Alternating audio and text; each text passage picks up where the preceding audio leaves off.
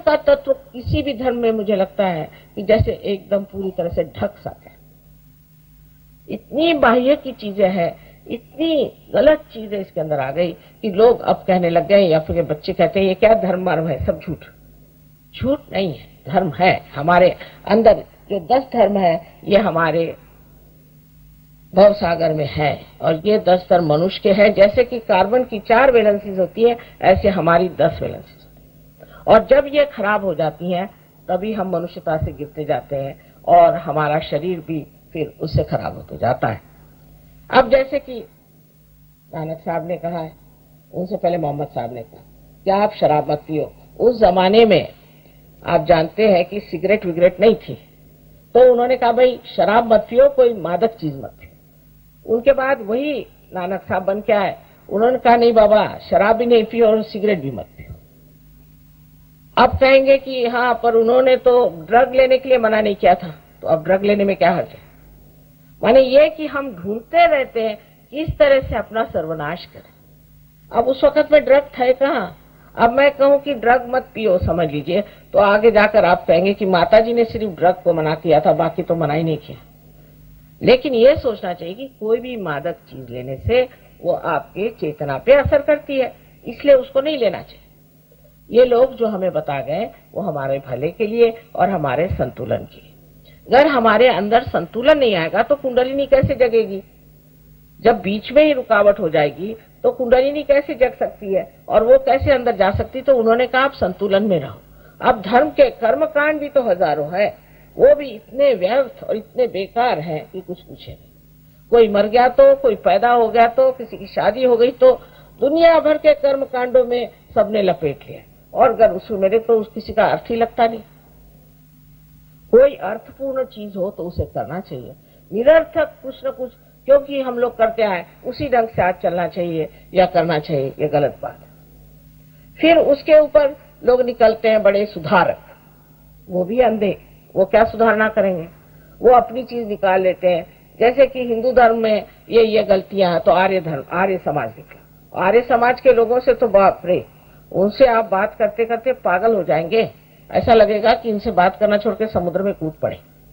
इतने तो वो आर्ग्यूमेंट करते हैं आपसे, इतने आर्ग्यूमेंट करेंगे कि आप घबरा जाएंगे। वो प्रकाश है, वो फलाना, अरे भाई कुछ अंदर तो हो, बाहर ही बाहर आप बोले जा रहे।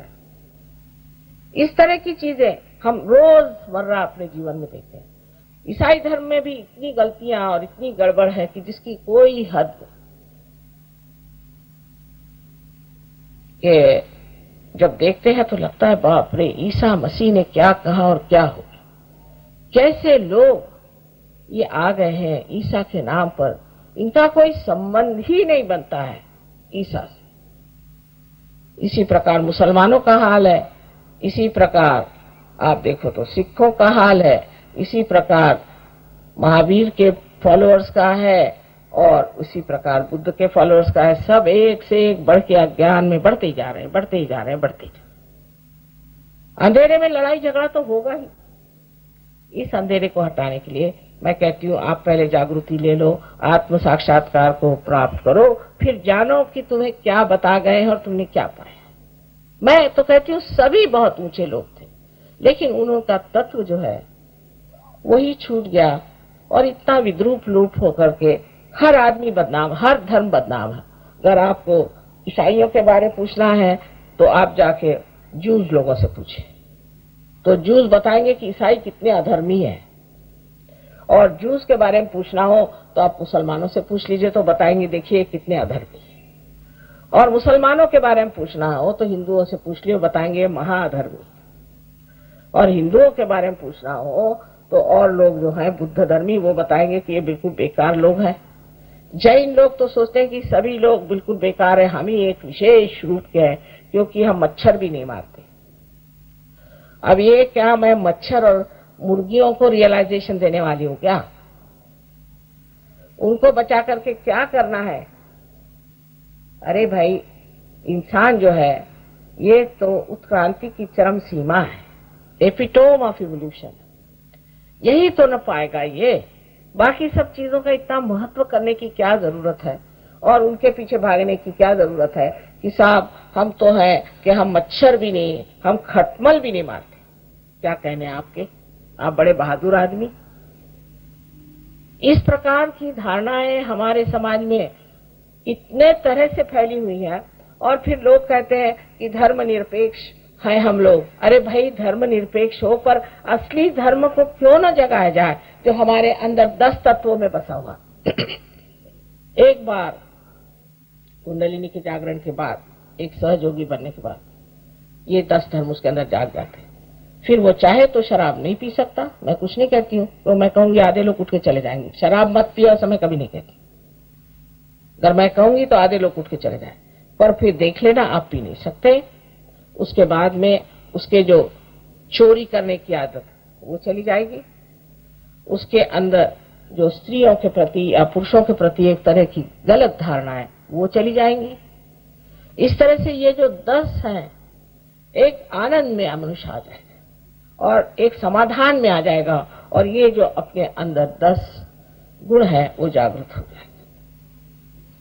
इसलिए मैं कहती हूं कि किसी गुरु के पास जाने के से पहले उनके शिष्यों को देखो, उनके शिष्य कैसे हैं। लेकिन अगर आपके दिमाग में अभी भी ऐसे ही गुरु बसे हैं जो बकवास करते रहते हैं सुबह से शाम तक, ये बोल वो बोल, ऐसे भी गुरु हैं जो कहते हैं कि दुनिया में कोई सत्य है ही नहीं और कोई सच्चा गुरु है ही नहीं, क्योंकि ये नहीं है तो ये सोचते कोई हो ही नहीं सकता, और उनको ही लोग बहुत मान करके इतनी गलत रास्ते पर चल पड़े हैं। जब असत्य होता है तो उसका सत्य भी होना ही चाहिए, नहीं तो मनुष्य एकदम आज कहां से कहां पहुंच जाता और खत्म हो जाता। उस सत्य को मानने के लिए पहले अपने अंदर धर्म जागरण होनी चाहिए, और वो कुंडलिनी के जागरण से हमारे अंदर हो जाते हैं। धीरे धीरे कुंडलिनी अपना पूरा प्रकाश अपने धर्म स्थानों पर दे देती है और मनुष्य असल माने में धार्मिक होता है, नकली माने में नहीं। जैसे कि हमारे यहाँ किस्सा है कि एक बार नामदेव एक कावड़ लेकर के और पानी लेकर के द्वारिका जा रहे थे, और पूरे समय वहां से चल करके वहां तक पहुंचे, और अब मंदिर में चढ़ने की बात आई तो वहां देखा एक गधा प्यास से मर रहा है, तो उन्होंने अपने कावड़ का सारा पानी उसी को दे दिया। तो उनका क्या कर रहे हो, तुम तो भगवान को चढ़ाने आए थे। मैंने कहा कहना मैंने भगवान ही को चढ़ा, और वहीं से लौट पड़े। ये धर्म की जो सूक्ष्म भावना है, प्रेम की और समझने की कि किसकी क्या जरूरतें हैं, किसको क्या देना चाहिए, ये सब हमारे अंदर धर्म जागृत होने पर ही आती है, बाहर के धर्मों से नहीं आने पर। और बाहर के धर्मों में तो एक साधारण बात है कि कोई भी धर्म के आप हो, हर पाप आप कर सकते हैं, कोई आप पे बंधन नहीं, पर सहयोगी नहीं कर सकता। और अगर करता है तो उसके सब चैतन्य एकदम गायब हो जाएगा हाथ से, उसका आनंद ही छूट जाएगा, वो कर ही नहीं सकता, गलत काम कर ही नहीं सकता, वो किसी को मर्डर कर नहीं सकता, नहीं वो किसी को दुख दे सकता है। हाँ, वो आपसे ये जरूर स्पष्ट कहेगा कि आप में तकलीफ है, इसे ठीक कर लीजिए। उसे आप चाहे दुख समझे चाहे कुछ समझे, पर ये तो कोई बताने वाला चाहिए। आज सहयोग इतने जोर से दुनिया में फैला है, 30 देशों में ये सहयोग चल पड़ा। आज भारतवर्ष में भी मैं कहती हूँ महाराष्ट्र में सहयोग बहुत जोर से फैला है, और हो सकता है कि उत्तर प्रदेश में भी और आपके दिल्ली में इधर भी सब दूर सहयोग बहुत जोरों में फैल जाएगा। लेकिन बहुत ज्यादा फैलना ये सहयोग का कर्तव्य नहीं, ठोस लोगों को तैयार करना ही सहयोग का कर्तव्य है। इसलिए बहुत से लोग हैं कि वो हाँ हम माता जी आपके घर में रखे हैं फोटो, हम रोज ध्यान करते हैं, इससे नहीं होना। ये एक समष्टि, एक कलेक्टिव का कार्य है, एक शरीर है, उस शरीर के आप अंग प्रत्यंग है और सबको जागरूक होना पड़ेगा। और जब तक आप एक साथ नहीं मिलकर के करेंगे, आपको उसका लाभ बहुत कम रहेगा, और थोड़े दिन बाद आप ही आकर कहेंगे कि हाँ कैंसर तो ठीक हो गया लेकिन अब किडनी की बीमारी होगी। ये तो शरीर की तो विशेष बात है नहीं, लेकिन जो आत्मा का आनंद मिलता है, कल मैं आत्मा के बारे में आपको बताऊंगी।